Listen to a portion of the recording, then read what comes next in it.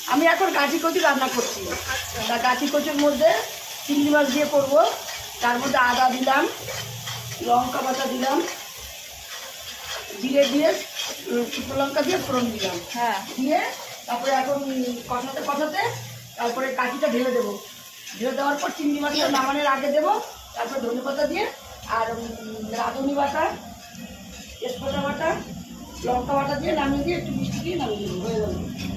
আচ্ছা, এখানে চিংড়ি মাছ ভাজা হয়ে গেছে। এই যে এটা কি ওই পুরো গলিয়েছো? হ্যাঁ ওই যে মশলাটার মধ্যে এটা দিয়ে দিলাম। আচ্ছা, এটা কি গাঠির ডাল হবে? হ্যাঁ, গাছির ডাল হবে।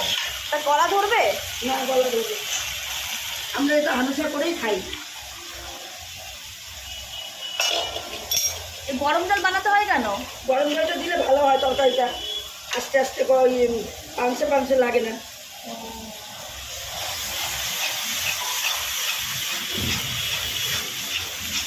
কেননা মুখ ডাল দিয়ে মাছের মাথা খেতে আর ভালো লাগে না।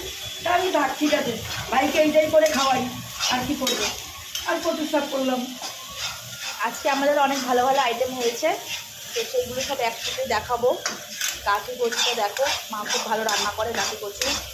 এটা এখন ডাল হবে। এটা কতক্ষণ ভালো করে এটা বানাবে? এই তো এক্ষুনি জল দিয়ে দেবো। চিনি দিলে?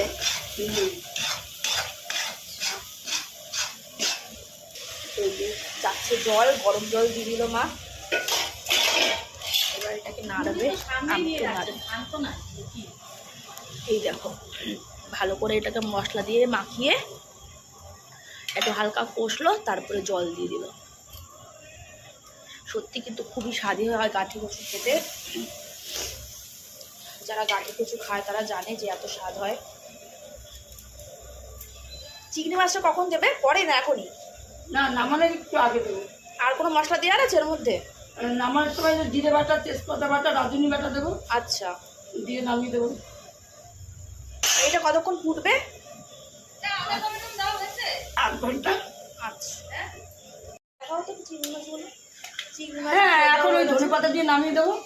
তাই চিংড়ি মাছটা দিয়ে দিলাম, আর একটু ফুটবে। এই যে চিংড়ি মাছ দিয়ে দিয়েছি, তো হয়ে গেছে মোটামুটি কাটিটা। এই যে ধনে পাতা, এইগুলো জানো আমাদের গাছের ধনে পাতা। আমাদের গাছে, আমাদের সরি গাছের না, মানে কি বলে ওটাকে, যে ধনে পাতাগুলো,